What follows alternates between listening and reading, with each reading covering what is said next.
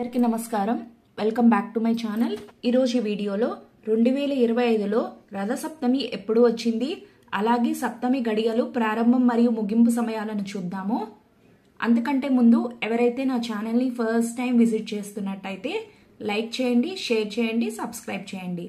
సూర్య జయంతినే మనం రథసప్తమిగా జరుపుకుంటాము. మిమ్మల్ని ఒక చిన్న ప్రశ్న అడుగుతాను. సూర్యుని యొక్క రథసారథి పేరు ఎవరికైనా తెలిస్తే కామెంట్ చేసేయండి.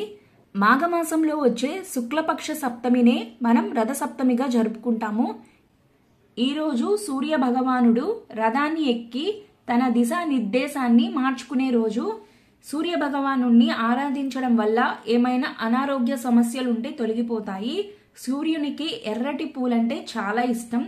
ఈరోజు సూర్య కిరణాలు పడే చోట రథం ముగ్గు వేసి పరమాన్నం నైవేద్యంగా సమర్పించాలి. అలాగే చిక్కుడుతో రథాన్ని ఏర్పాటు చేస్తారు.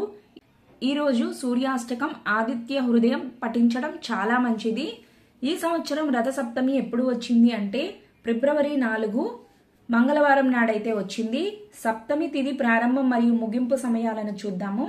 ఫిబ్రవరి 4 మంగళవారం తెల్లవారుజామున 5:31తో మనకు సప్తమి తిథి అనేది ప్రారంభమవుతుంది.